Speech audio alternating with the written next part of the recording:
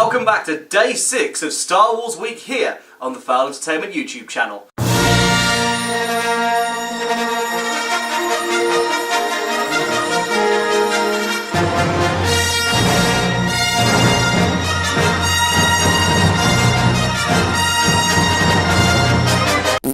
Today we're taking things in a slightly different route. Instead of doing a top 10, top 5 list, we're going to talk frankly for a second, because Star Wars is something, as you could probably tell, that we're deeply passionate about. So we've decided to do a brief history of the 3 generations of Star Wars: the original trilogy generation, the prequel generation, and the generation that is yet to come, the sequel generation. So, hopefully you enjoy this retrospective of Star Wars history, starting now. The seeds of the Star Wars saga were of course born in the mind of one George Lucas, both the hero and the villain of the Star Wars saga. It was way back in 1974 when the early ideas of what will later become Star Wars started to take fruition in George Lucas's mind. Now, he knew that he would not be able to do a space opera of this magnitude straight off the bat, so he started doing smaller, independent movies like American Graffiti and THX, a long-form version of his actual student film. All the time in the back of his head he had Star Wars, knowing it would one day take form. He had a lot of problems selling it to studios. It was going to be too much money, there was too much stuff going on, so he decided to take Act 4 of his 12-part saga and make that into a movie, because it was self-contained. Of course, that movie ended up becoming Star Wars A New Hope, at the time just known as Star Wars, which released in May of 1977. All the way through production, no one believed in this movie. The cast thought it was for kids. The crew were very against George Lucas and his micromanaging of everything on set. But even though several times the studio considered pulling the plug on the whole project, it did eventually make that May 1977 release date, and it took the world by storm. That it certainly did. In fact, it was so popular at the time that this was the biggest queues that anybody had ever seen to a movie. George Lucas himself, after coming home from vacation after wrapping production on the first Star Wars, noticed a huge line going towards Mann's Chinese Theatre in LA. He asked one of the moviegoers what they were going to see, and that man replied, Star Wars. It was then that Lucas knew that he was onto a great phenomenon. Adjusted for inflation, the first Star Wars movie would actually be the second highest grossing movie of all time, only slightly behind Gone with the Wind, raking in an estimated £1.4 billion. That is monumental for a film that nobody had any expectations for. But we can't exactly rule out Lucas's brilliant mind for making money. He decided to take a cut of all merchandising profits. Even that small percentage of toy rights and other ancillary goods nets him so much dollar, to the point where the merchandising actually started influencing the direction the movies would go. What am I referring to? I'm referring to everybody's favourite character, Boba Fett. Interesting bit of trivia: Boba Fett is the only character to have his action figure released before even making an appearance in the movie. And because nobody knew who this mysterious bounty hunter was, he became a fan favourite when he made his grand appearance in the greatest sequel of all time, and indeed the greatest movie of all time, Star Wars The Empire Strikes Back, which released in May of 1980, helped by the wonderful Irving Kershner. The excitement to see another instalment of Star Wars was at its fever point, and Lucas knew this. The reveal of Darth Vader being Luke Skywalker's father was a secret known only to 4 selected people: George Lucas, Irving Kershner, Mark Hamill, and of course James Earl Jones, the voice of Darth Vader. Yes, there was also a small crew present for the filming, but they actually got delivered the line, Obi-Wan killed your father. 4 people in the entire world knew this secret, to the point where when Harrison Ford and Carrie Fisher went to go and see the premiere, even they were shocked at the line. With the release of Empire Strikes Back, Star Wars had officially taken the world by storm.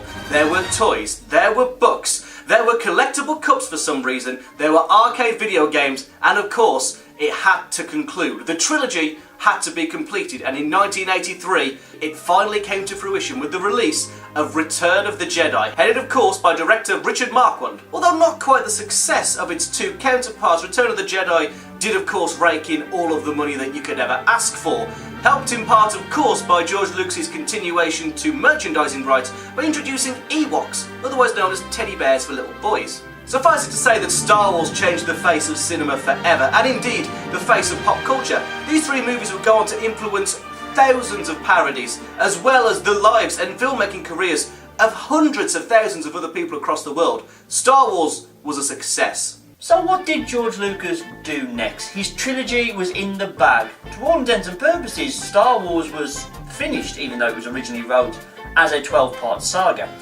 But George Lucas is not a stupid man. He knew he had a lot of fandom building for his series of movies. So, on that side of things, he went to cement that fandom. We're talking theme parks, including, of course, the famous Star Tours ride at Disneyland in Orlando. He also started to build up conventions for Star Wars fans to come and swap stories and just be around each other in general. He formed LucasArts, a division of Lucasfilm, in order to make video games. Now, not all of these things were successful. There was also the god-awful holiday special, which is now infamous and basically scrubbed from the records according to Disney. It was a good long while before George turned his eyes back to Star Wars. After overseeing post-production on Jurassic Park, yes, Steven Spielberg didn't oversee all of ILM's work on Jurassic Park, it was actually George Lucas himself. After this, he saw the potential of CGI to fully realise the vision he had for Star Wars way back in 1977. This of course led to the somewhat unpopular among fans, but important nonetheless, re-releases termed the Star Wars Special Editions. These included CGI shots not including the first one, changes of minor plot points such as who shot first.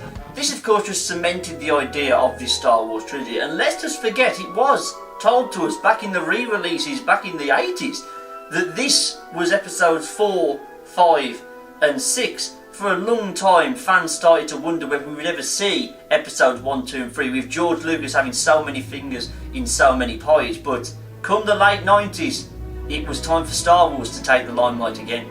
And so we wave goodbye to the original trilogy and welcome in the prequel trilogy and the second generation of Star Wars fans, otherwise known as us. And in July of 1999, the first chapter of the prequel trilogy was unveiled to the world. Star Wars Episode 1, The Phantom Menace. And let's not forget that original trilogy fans were of course extremely excited for this movie. All across mainland America, theatres everywhere were selling out, lines were forming days before release. The world was Star Wars crazy. So, what did they think of Star Wars Episode 1? Well, suffice it to say, it probably could have gone down a bit better. Fans of the original trilogy weren't exactly thrilled to see Star Wars reduced to a CGI madcap kids show. Whilst it did disappoint a number of fans, both new and old, Star Wars was still a financial success. And of course, the trilogy must continue. There must be a second and a third movie. So what did George Lucas do? He knew that fan backlash against Phantom Menace was pretty severe. He could take it tongue-in-cheek a little bit. In fact, the working title for Attack of the Clones was Jar Jar's Big Adventure. But he did sort out some of the problems. Jar Jar has a much reduced role in Attack of the Clones, which dropped in 2002. But not everything was put back on the straight and narrow. Just as much as we got rid of Jar Jar, we also picked up another detrimental element of the prequel trilogy. And that man is called Hayden Christensen. Plucked from relative obscurity to take on one of the biggest roles in cinema history, unlike some that have come before him, like Mark Hamill and Carrie Fisher, Hayden Christensen did not take the role well. He was mopey, depressing, and all in all brought a kind of teenage angst that we didn't really need to see the Dark Lord of the Sith have at this time. That said, Attack of the Clones, at least in my opinion, is a marked improvement on Phantom Menace. Is it a good movie? Probably not. But there are better elements, and it's much more watchable than that god-awful first movie. Fans are on the fence about it. Some like it, some don't. Fortunately, this slow crawl uphill took a bit of an escalation when we got round to the third movie in the trilogy, that being Revenge of the Sith. It is not devoid of some of the bad points of its predecessors at all, but the 2005 movie is definitely much more in keeping with what we had hoped for the prequel trilogy and sets up a great foundation for the original trilogy. It has true emotion, it has some great battle scenes, and is the only prequel trilogy to have favourable reviews on the likes of Rotten Tomatoes and Metacritic. Even though the mainline Star Wars movies may not have been the great success, the that Lucas was hoping for. Certainly the community around Star Wars in its second generation is the most thriving of its history. These movies being released in the early 2000s meant that the fandom were able to take this into different directions. One of the first and greatest examples of a Star Wars fan movie is Ryan vs. Dorkman, which became a popular YouTube hit just after the site launched in 2006. From this point, and as equipment to make fan movies became better and more affordable, everybody was having a go at making their own lightsaber battle video, and all of them were pretty well done. They take a lot of cues in terms of choreography directly from the prequel movies. And of course, the officially licensed and released stuff was fantastic as well. There was a renaissance of Star Wars video games, including the Battlefront series, Bounty Hunter, Jedi Power Battles, Clone Wars, the list goes on. And of course, on the small screen, Star Wars became a huge hit, starting with Clone Wars, which was released in 2002, animated by Jenny Tartakovsky of Dexter's Lab fame. We then got The Clone Wars, a computer-animated TV series which took on the mantle of its 2D counterpart. Elsewhere in Star Wars media, parodies such as Spaceballs back in the 1980s continued to grow forward with the Robot Chicken and Family Guy Star Wars specials, which parodied the great works of Star Wars whilst giving them the love that they so very deserve. At the end of its second generation of fandom, Star Wars has become so popular that Jedi was very, very nearly considered an official religion here in the UK, and of course, across the world we celebrate all the good and occasionally the bad about Star Wars on May the 4th, an international Star Wars holiday, of course parodied from the phrase, "May the 4th be with you." So where do we find ourselves at the end of this second generation, considering that most people didn't really care for the prequel trilogy? I think the surprising thing is that instead of killing the Star Wars brand, these prequels have only served to make it stronger. As Mike said, we now have an internationally recognised Star Wars Day. That was not around back in the 80s when Star Wars was supposedly at its peak, but is around now thanks to fans like me and Michael. We have the technology to spread our opinion further. That only cements the fandom even further. Clearly Disney thought it was popular, as in October of 2012 they flat out brought all of Lucasfilm and LucasArts, taking control of Indiana Jones, taking control of all the LucasArts games properties, and of course getting full license over the Star Wars brand. This is where things started to ramp up in several different ways. The first thing that Disney did was close down the LucasArts studio, effectively ending all work on any future Star Wars game. Whilst this did kill off aspiring titles like Star Wars 1313, in return we have the multimedia hit that is Disney Infinity, which now includes the Star Wars brand. And of course, the most contentious point across fans, the Star Wars canon has now had a little bit of a revamp. Whilst some ancillary media outside of the 6 main movies are still considered canon, like the Clone Wars TV series, the brand new series Star Wars Rebels, a heck of a lot of expanded universe stuff that stretches back to the Old Republic and forward to Jedi Master Luke Skywalker was completely erased. All of this would leave a sour taste in the mouth of any dedicated Star Wars fan, were it not for the very fact that because of the Disney buyout, an entire new trilogy is about to unfold. This of course brings us to our new friend, BB-8. He's going to be one of the new characters that we're going to have to get used to over the coming months, on top of all the new ones that you've seen in the trailers and in action figures, all shrouded in a little bit of mystery. Who knows the names and the characters that the third generation of Star Wars is going to grow accustomed to? He's so cute. He really is. The 7th episode of the Star Wars saga, The Force Awakens, will be with us in just a few days, bringing around the third generation of Star Wars fandom. Already, we've been getting trailers, teasers, posters, the works, and the internet has been going insane to see what could be going on in this brand new instalment into the world's favourite sci-fi saga. Unless, of course, you haven't seen the trailers, like some smart people. Fans a bit foaming at the mouth to find out just who this new generation of heroes are. Played, of course, by John Boyega, Daisy Ridley, Oscar Isaacs, and Adam Driver. This beginning of a brand new wave of Star Wars films will herald a new generation, where original fans will be allowed to helm these films. The first, of course, being directed by J.J. Abrams, later Rian Johnson, and this trilogy will be capped out by Jurassic World director Colin Trevorrow. Good job, Colin Trevorrow. I always knew you had it in you. Proud of you.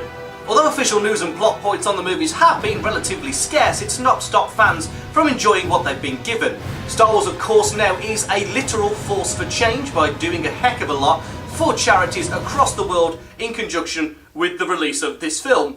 All eyes are now on Disney and J.J. Abrams to see whether or not they can repeat the success of the original Star Wars and avoid the initial disappointment of the prequels.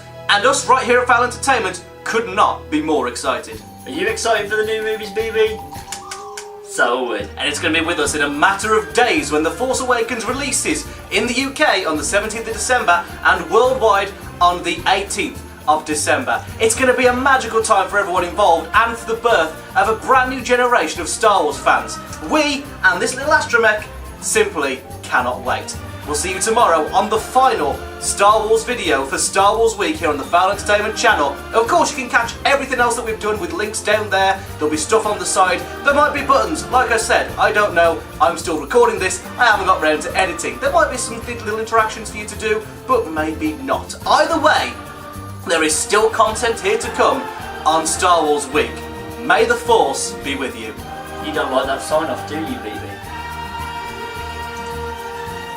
Didn't think so.